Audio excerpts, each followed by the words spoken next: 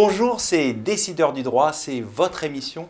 Aujourd'hui, on va aborder la question de l'avocat en entreprise qui a été lancée par le garde des Sceaux lors du débat sur le budget de la justice. Et pour en parler, j'ai le plaisir d'accueillir Marc Mossé, président de la FJE. Marc Mossé, bonjour. Bonjour. Alors, le garde des Sceaux, Éric Dupond-Moretti, s'est prononcé en faveur d'une expérimentation de l'avocat en entreprise. Quelle est votre réaction ? La réaction, elle est simple. C'est que vous savez que pour la FJE, l'enjeu principal, c'est celui de la reconnaissance de la confidentialité des avis et des consultations des juristes d'entreprise. C'est un sujet pour lequel l'association se bat depuis des années, sur lequel elle a fait valoir ses propositions. Donc, le fait que le garde des Sceaux remette le sujet de la confidentialité au-delà du statut, c'est bien cela qui est adressé par la proposition du garde des Sceaux, eh bien, c'est important parce que cela veut dire que le sujet revient sur l'agenda. Évidemment, la question que tout le monde se pose au même moment, ce sont les modalités. Mais encore une fois, ce qui nous paraît très important, c'est que la question de la reconnaissance de la confidentialité des avis des juristes d'entreprise revient sur le devant de la scène et qu'il est temps, sans doute, de trouver une solution la plus consensuelle possible. Alors justement, vous dites que c'est peut-être le moment. Est-ce que vous en avez discuté avec la chancellerie ? Nous avons des contacts avec les pouvoirs publics depuis longtemps. C'était le cas avec le précédent gouvernement, avec la précédente ministre de la Justice.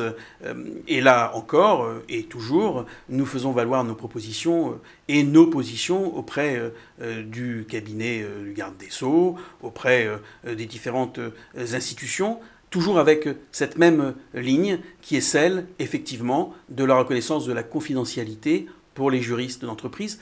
Pourquoi ? Parce que c'est un sujet d'intérêt général. Ce n'est pas le sujet d'un intérêt particulier que nous cherchons à défendre.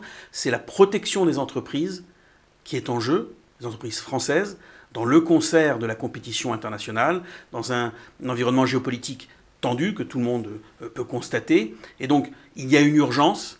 Elle a été soulignée par le rapport parlementaire de Raphaël Gauvain. Tout le monde en a conscience et tout le monde sait aujourd'hui qu'il faut avancer. Et donc, voilà, il y a une volonté politique.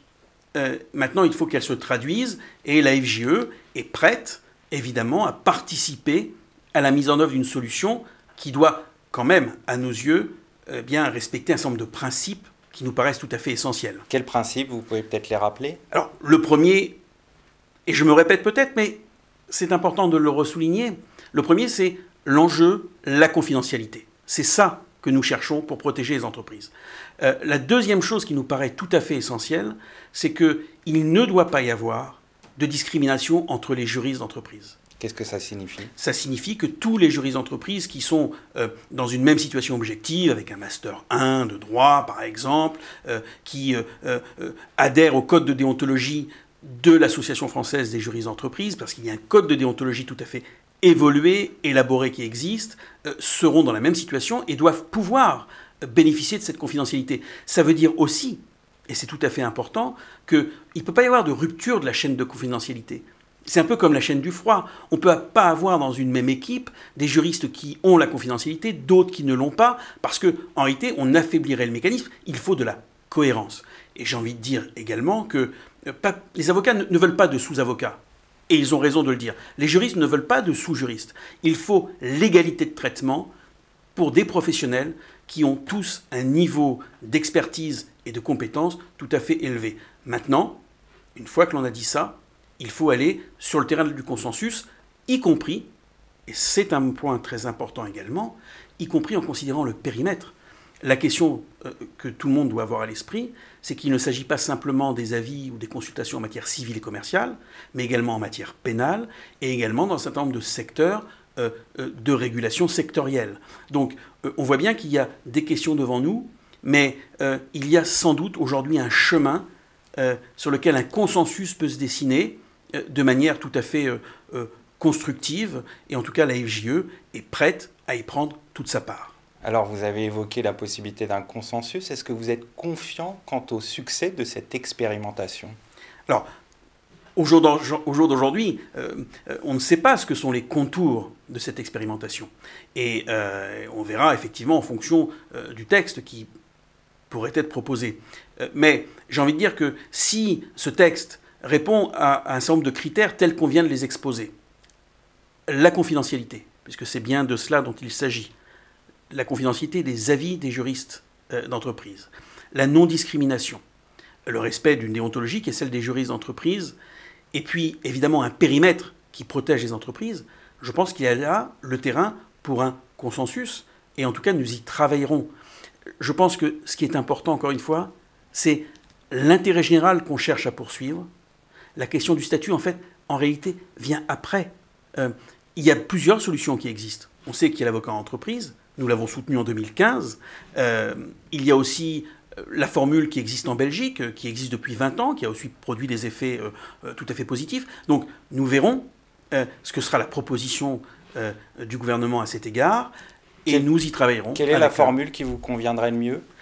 Celle qui répond aux critères que je viens d'indiquer, à savoir encore une fois la reconnaissance de la confidentialité, la reconnaissance du rôle des juristes dans l'entreprise, un traitement égal de tous les juristes dans l'entreprise, sur tout le territoire.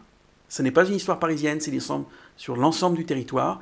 Et encore une fois, un périmètre qui soit un périmètre qui couvre l'ensemble des activités de l'entreprise, parce que sinon, on n'aura pas l'efficacité recherchée. On passera à côté du but que l'on s'est assigné collectivement. À partir de là, sur ce chemin, je pense que beaucoup ont évolué.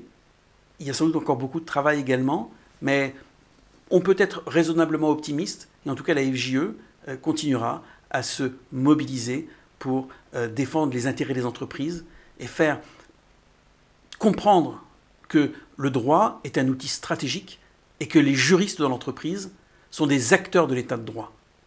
On va conclure là-dessus. Merci Marc Mossé d'être venu sur le plateau de Décideurs du droit. Merci à vous. Merci à tous pour votre fidélité. Je vous retrouve très bientôt pour un nouveau numéro de Décideurs du droit.